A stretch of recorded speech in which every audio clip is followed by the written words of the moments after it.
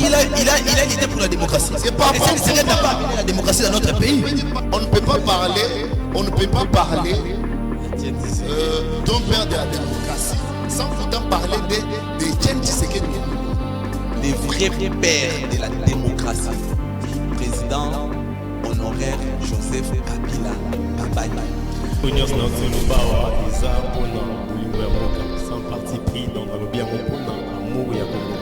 Oyo nyonso na uti kolobawa, ça n'engage que moi, mais sinon pour l'amour de mon pays, personne akobangisa moto moko te aotelanga déjà mutu moko enokotanga na se pour nous manga esika ba mbayebi.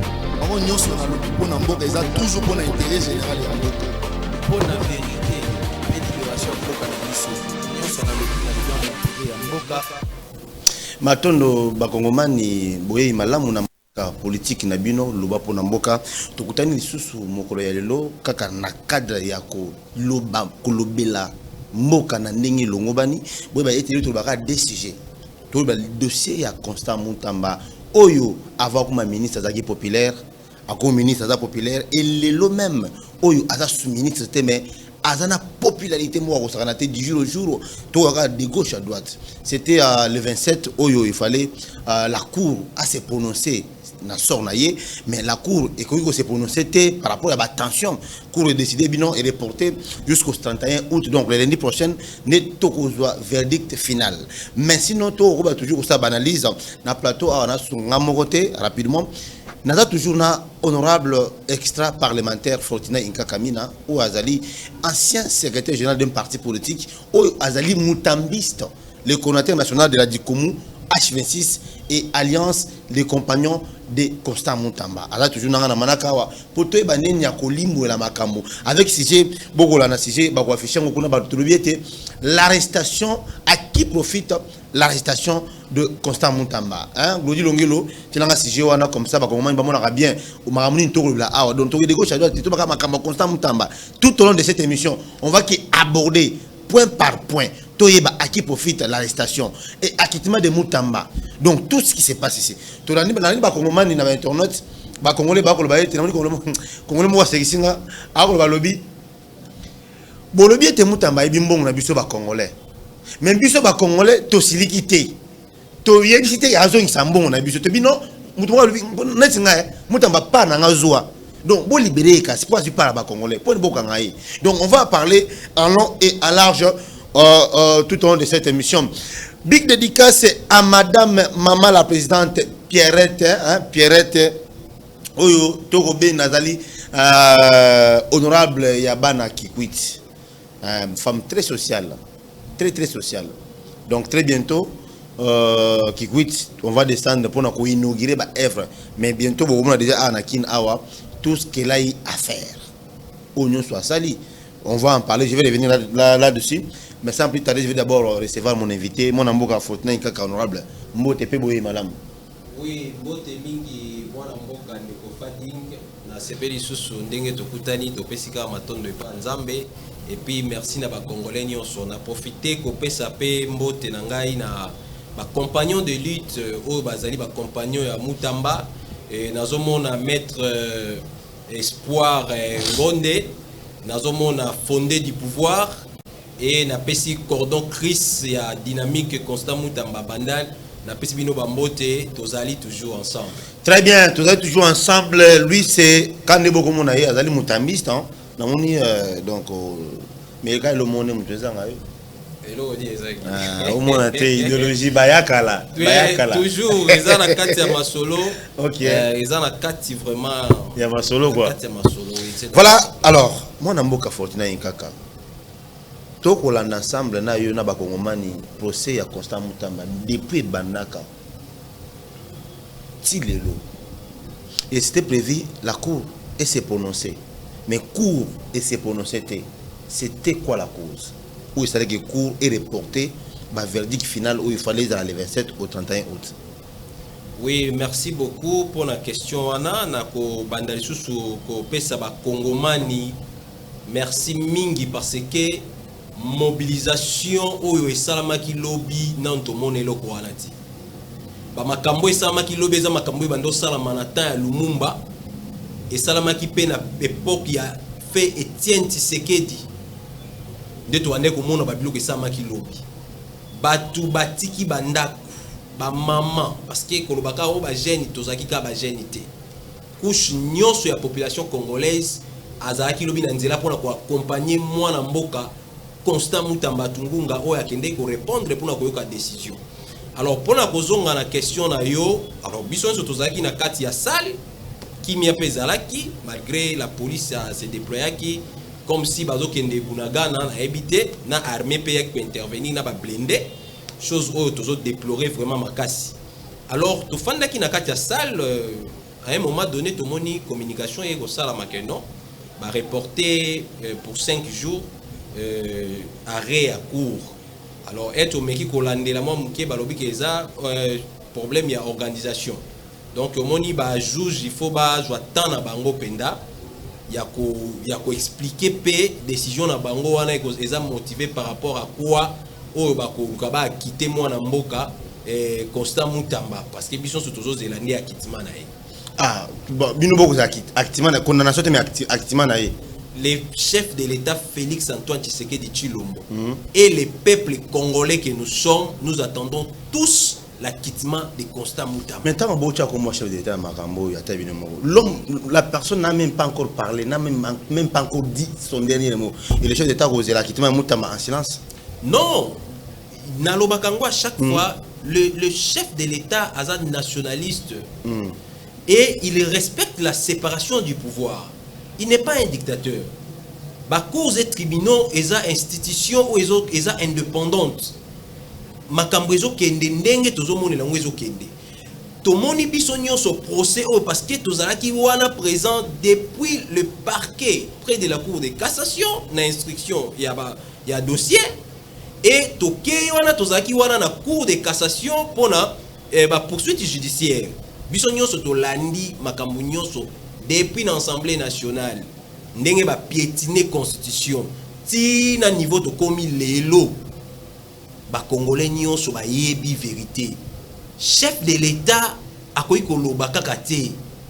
Chef de l'État mutasala ki choix ya Mutamba, ezaki choix ya ba congolais ba sepela inango. Donc biso nyonso tozo zela parce que ko bosana te mokonzi a bengi yo a pesi yo place au bandio travailler a pesi yo confiance. Makambo boye komelio yeba zo zela résultat ni nyoko bimawana yeba zo zela ke ozala quitter ozala innocent po ezongela yete ke omoni muto oyo tiela kibiso mais déjà comment la population ninga bimaki lobby na balabala en tout cas chef de l'état choix na yo sala ki ya Constant Mutamba ezaki meilleur choix ya mandat na yo mon amboka Fortuna la messe a été déjà dite tout le monde a été que non tout ceci et puis déjà quand la cour instruit à la force de l'ordre d'interpeller Muto Nyonso à brandir bah effigie à Mutamba sur les réseaux sociaux. Ça ne vous dit rien ça? Bon, na évité communiquer wana na mona ki ngote na mona ki communiquer ya cour kosenga ba poursuite judiciaire contre bateau bazo ko menacer ba magistrat baza ko finga ba réseaux sociaux donc communiquer na mona ki yango et lobby bateau yo baza ko chama kelele ba faux bruit na koma Mutamba ba ko déclarer dit tout ça donc faut so ba yo ni to maintenant te libérer Mutamba tu seras interpellé mais c'est que ba yo kanga biso c'est que faut ba kanga ba congolais nyonso bon tu vois non c'est qu'il faut pas kanga ba congolais nyonso mais ça a été respecté il y a une monitation c'est-à-dire non, problème ezali omoni police na biso il faut à la professionnelle. Souvent na ba manifestation c'est la police ne ya ka ko semer sous désordre. Parce que police aza na mission sécuriser te ko semer. Police ya ka ko sécuriser te ya ka na répression. Mission na ye eza des fois préventive, eza des fois répressive. Mais quand est-ce que ekomaka répressive? C'est lorsque ba manifestant ba komi ko sala ba désordre ko buka ko panza ko perturber ordre public mais lobby to mona ki ba kongomani na kimia nyonso bazoya na mwana mboka Mutamba ba oya na kimia nyonso ko tika e c'est leader politique aza mutu oyo ba congolais ba mona ki espoir mutu o chef de l'état tiaki wana pona ba congolais ba pauvre pour na ba démuni, pour na ba faible, pour na ba marginalisé. pambate na mboka o Congo to moni justice na biso ndenge sali makambo. Donc ce que oza na ba moyen te justice pour na yo ezati.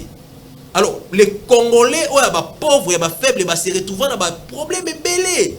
Ba misu ba boto ba bango ba mapangu, ba misusu ba kota bango ba prison likolo mutu ya misusu ba pesa ki obongisa faire à repasser. Et baby allez ba fundi ok parquet lobby mutu kamakale ye ba memio un père de famille par exemple ok ça la 2 ans 3 ans ba jija auto fanda na prison makala. Mais mutamba era ye pour na kocha ordre. Yo kan si population na ba koyi ko zongisele nini. Soki ezaka ko lakisa ke non osunga ki biso peto ça. Mais baloba ke mai ninga na pamba te. Tu penses que même si beaucoup bien en acharnement contre Mutamba tout ça ba ko c'est là et tout akitima na ye. Même pour l'année procès du début jusqu'à la fin, jusqu'à ce que l'initiative public a proposé 10 ans de travaux forcés Mutamba et puis et puis 10 ans il faut être inactif sur la scène politique. Tu penses que tout ça est dans fondé? Non, na lobby lo komoko que ministère public ce qui a joué qui tant vraiment ce qui a joué qui dans une instruction. Il y a dossier, il y a ouverture, il y a dossier. Ce qui a joué qui suffisamment du temps, il y a que solo la excellence constant Mutamba Mende, to ngeto koma kutu na cour de cassation. Parce que excellence il a fallu ministère public à solo la terre au na dossier zaki na parquet après de la cour de cassation. Kuna zaki na instruction ya dossier, zaki na instruction te ya ba poursuite judiciaire. Alors le premier jour to kendeki ezaki pona ba annoncer voilà identification. Deuxième jour to yeko kende oya ki pe ko sala malaise et puis makamde salamaki il fallait qu'il zonga les choses pour la 3e fois. Alors elle partie à défense ba yeko saisir parquet que non boye ba saisir dans l'Assemblée nationale qui a se présenté le lundi wana vu que santé na ezaki bien té.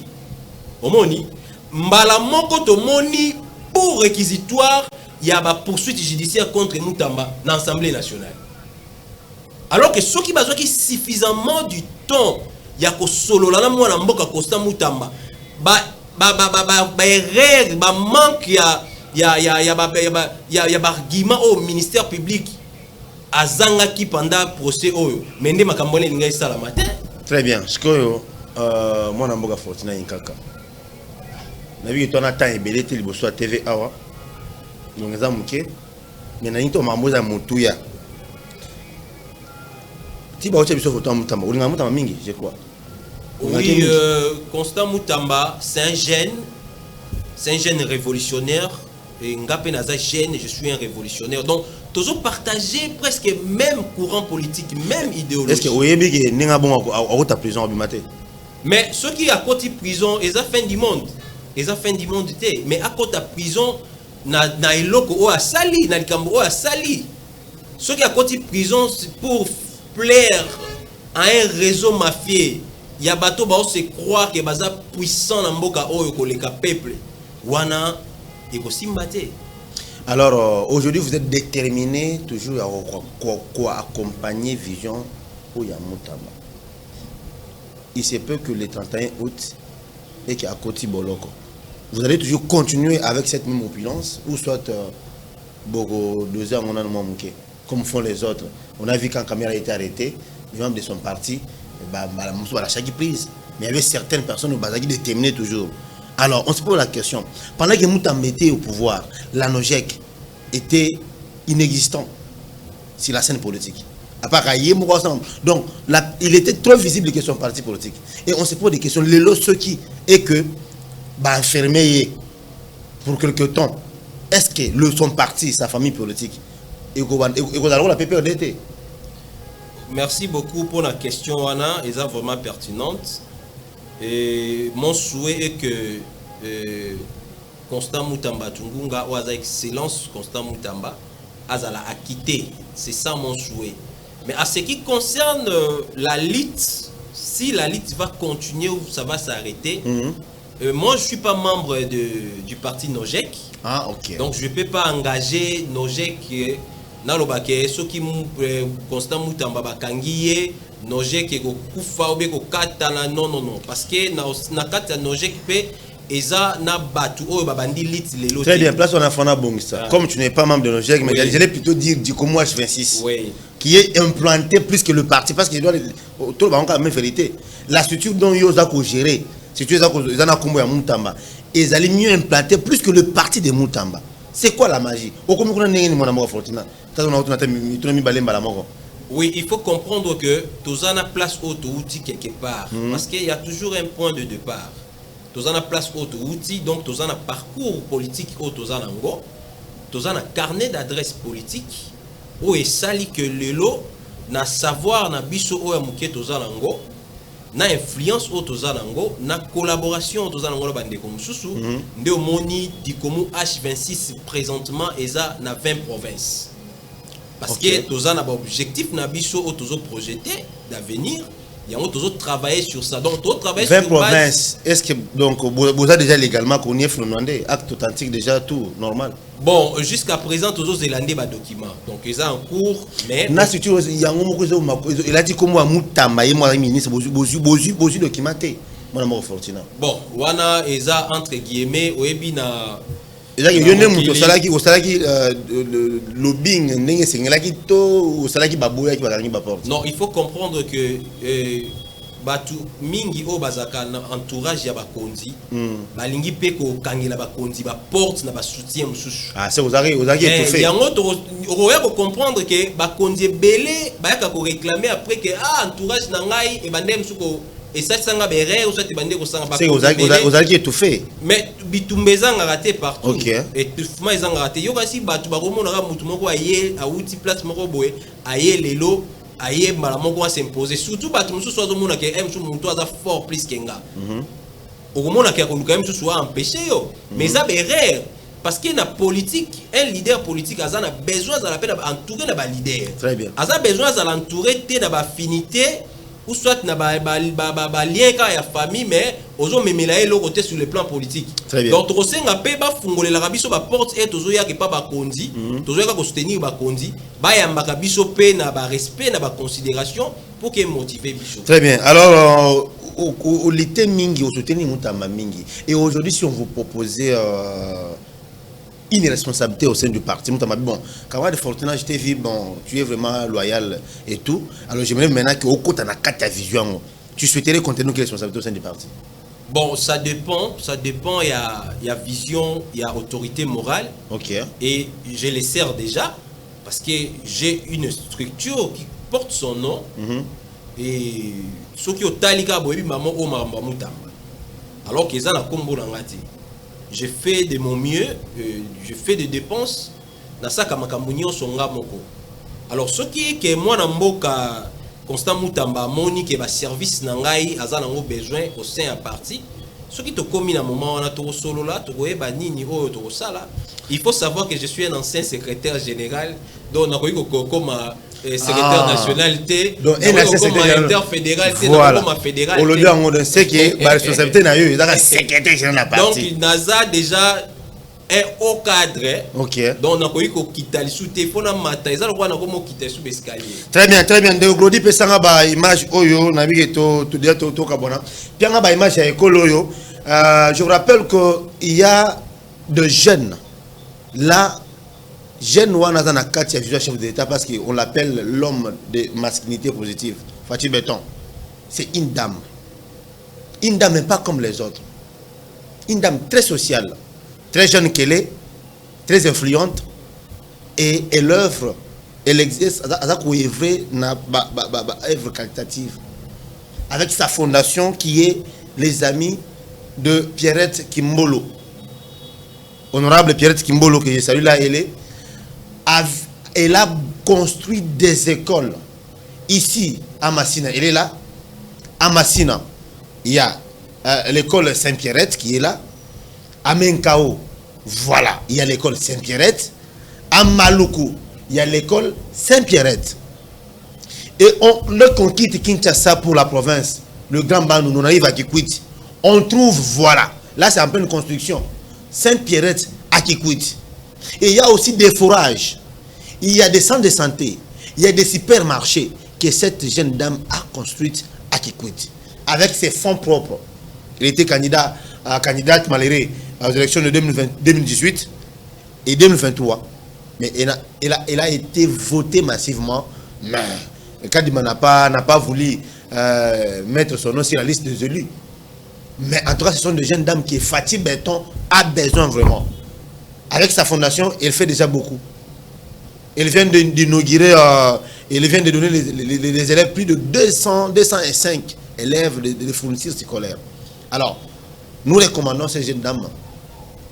Président de la République, j'étais, Tchamis n'avait pas mon amour Oyo, donc elle est parmi des grandes figures emblématiques de la province, du grand Manoulou, précisément Kikwit. Donc, je vous salue, attendez-nous.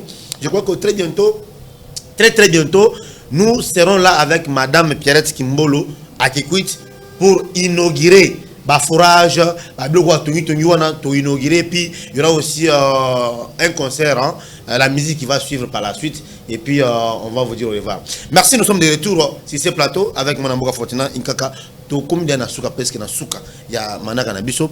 Alors, vous êtes sûr vraiment que Moutamba quoi quitter? Oui, mais parce que il faut pas quitter pour na toye bato bazo lukaba kangae. Pourquoi? Cette question revient. À qui profite l'arrestation de Moutamba ou l'acquittement de Moutamba? Ok, merci beaucoup pour la question, Anna, vraiment. C'est une question au Congolais, nous sommes là. À qui profite l'arrestation ou l'acquittement de Moutamba?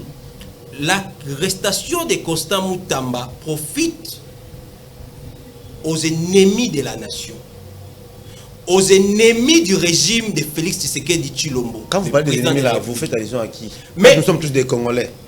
Mais non, tout le monde est Congolais, même dans le niveau armé, ils vont trahir. Combien de fois ils vont faire un coup d'État? Dans le niveau armé, dans le niveau classe politique, Bazali, dans le niveau famille politique, chef de l'État, dans l'union sacrée, Bazali et Belé. Parce que nous devons le dire, on doit se le dire. Moutamba représente la figure, c'est une figure qui représente la jeunesse. Quand la jeunesse mais le peuple congolais, tout le monde qui est en lobby. Si le peuple, on a qui soutenir, et un chef de l'État. Population, le chef de l'État, parce que nous sommes au salaire.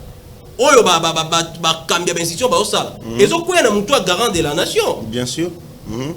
Alors que les amis sont volonté na bango moko ba raison mafia na bango ba ni ba batela ceux qui ezo koya na mutu garant de la nation, pourquoi ces garants de la nation Mozamboka Fatih Benton garde-t-il le silence jusqu'à ce niveau aussi longtemps que Moutamba est arrivé là sur son invitation spéciale et jusqu'au jour d'aujourd'hui nous avons suivi avec Caméré.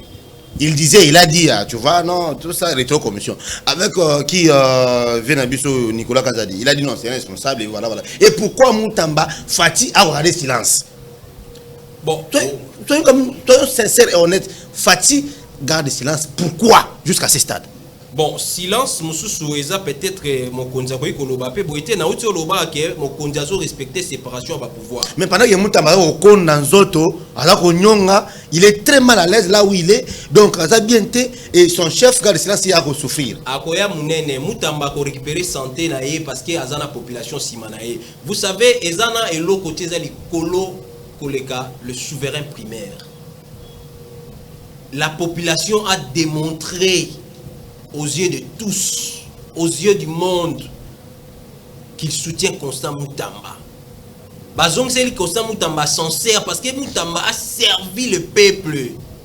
Il a servi le peuple sous la vision du chef de l'État Félix Antoine Tshisekedi, où aligné état de droit, où aligné impartialité dans le niveau de la justice.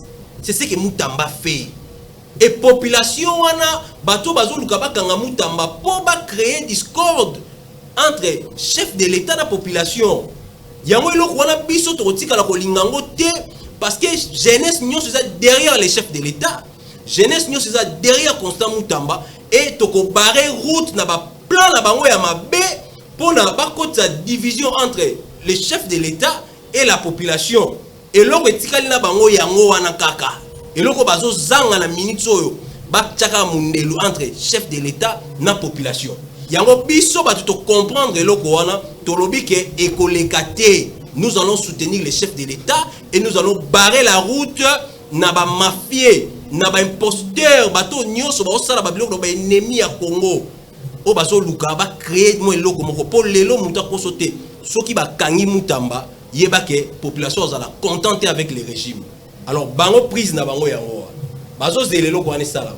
Alors biso tolobi eko sala maté. Alors pour répondre rapidement, acquittement ya mutamba eko consolider lisusu lien wana entre le régime et la population. Papa, na biso soki acquittement salami pas, c'est le nom du chef de l'État ndé vous allez exalter. Ndé vous allez glorifier, tout le monde va chanter Fati Béton, l'état de droit. Torobi Malami, Torobeta va siffler. Ils vont dire que non, Fati a défendu Bamibi. Non, Moutamba n'a pas volé. Preuve ni wapi eza preuve. Hein? Preuve eza wapi. Parce que bon temps bon longo ekei intention wana. Mbongo elungu ekei wapi. Mon amour Fortina, nous sommes arrivés à la fin. Pesa programme. Est-ce que veiller révolutionnaire, trop bien, je peux l'appeler, trop bien on peut bongo. Et qu'on continue, et qu'on combat. Et puis j'aimerais que vous passez un message. Non seulement aux membres de la DUCO, moi je m'insiste partout, mais aussi ceux de nos GEC. Ils doivent avoir quelle attitude au Bagoy Kouzoua, Nathan Oyo. Parce que nous sommes devant la justice. Tous attendent la nuance. Oui, on fait l'acquittement de Moutamba. Oui, c'est ce qu'on fait tous. Mais la justice, on ne l'impose pas. Alors, message attitude Oyo. Les membres de nos tous les moutambistes assidus partout dans le monde peuvent avoir à ce stade. Au cas où, oui, merci vraiment, merci pour la motuna. Alors, conseil est que Bissonion so autozo formé corps au sein, il y a excellence constant Moutamba.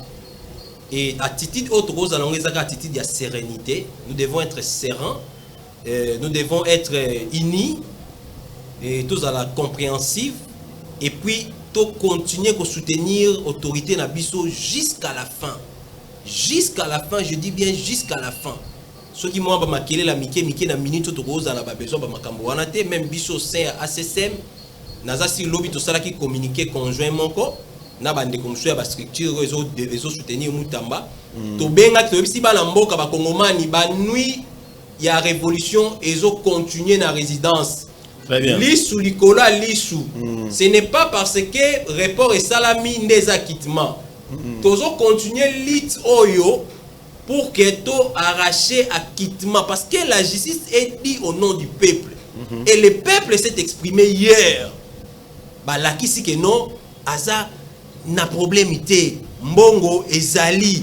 Azala qui n'a droit wana. Ya kozwa mbongo wana ko utiliser yango autrement mais azwi mbongo wana mbatikeli même pas un mois batala non soki projet yango ata fondation ko bimate na mabele une fois ka mbongo eza dès que ka mbongo eza ki viré mbala do bade ko landela kaka baluki bani est-ce que batikeli eta tomoni ba matata ponyo ba condamner matata ponyo muto bo condamner mais botiki yesu libre azongi ndaku akangi ba valise na e tout la mwisi ya zaza tomoni ba pondeni ya ba 100 jours mbongo ekenda ti lelo zonga te toyeba te tomoni mamba ba forage ba lampadaire suite ezoyeba na te oyo ba mbongo ekenda ezonga te mais oyo mbongo ezali et puis projet oyo lingaka salama pour la première fois na mona mutu azolinga yiba abanda oganga ke nalingi na yiba parce que Moutamba a alerté tout le monde.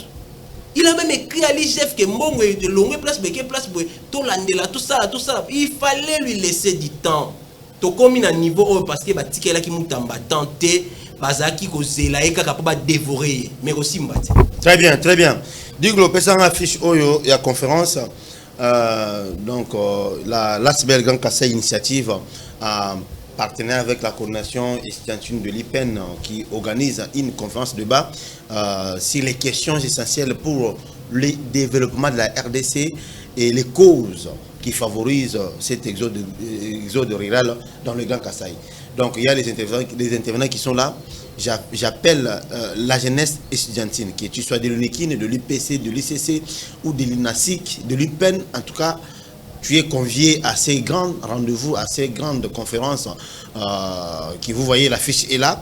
c'est la semaine prochaine, le jeudi de la semaine prochaine, et au banda de 10h jusqu'à 15h. Panel, question-réponse, jeune boya, jeune bolinga entrepreneuriat, bolinga quoi apprendre, venez. Donc, au grand Kassai ou pas, viens. Donc, non, c'est pour tout le monde parce qu'on parle des questions essentielles. Oh, ils ont bloqué le développement à RDC. Alors, merci beaucoup à tous ces jusqu'à Bisso. Merci infiniment au président du collège des sages, Marcel Kadiata, professeur. On a repris sa mot de place à ça. Merci beaucoup, Lilongelo. Nous sommes arrivés à la fin. Yamana Kanabiso. Alors, au petit message, au topé ça, mais na ligne. On va payer le moko sur l'embouteillage à Kinshasa. Juste 30 secondes seulement. Oui, merci beaucoup. L'embouteillage à Kinshasa, bisogno sotoza obligé à cause de la moto. Mais il faut comprendre que non, le changement c'est un processus. Oyo ils ont kende. Na minute oyo, en tout cas, il faut qu'on se le dise que moi Namboka Daniel Bumba a osala musala.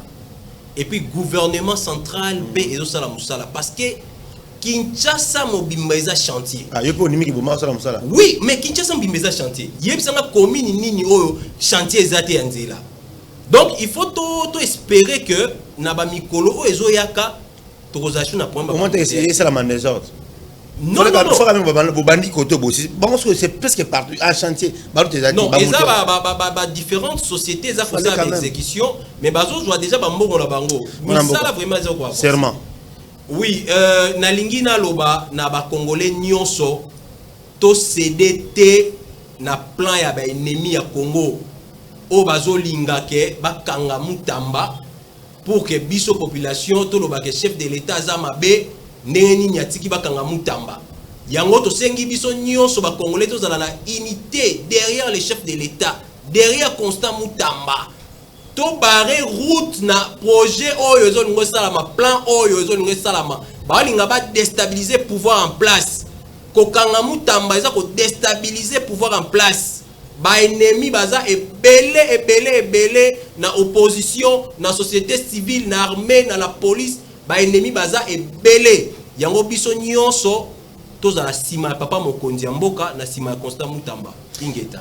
Merci beaucoup mon mboka Fortuna Nkaka, c'était là l'extra parlementaire Ouazali coordinateur il y a dynamique Constant Mutamba horizon 26 provinces alliance de compagnie de Constant Mutamba et puis ancien secrétaire général des partis politiques, un candidat malheureux aux élections de décembre 2023 à la Tchangou.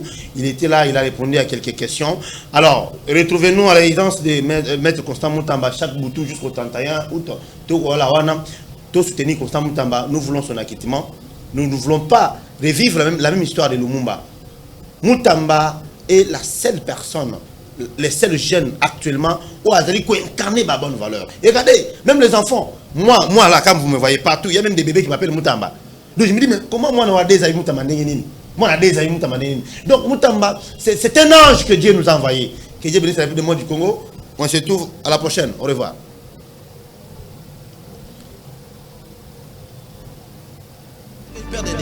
C'est parce qu'il a été pour la démocratie. C'est pas parce qu'il n'a pas amené la démocratie dans notre pays.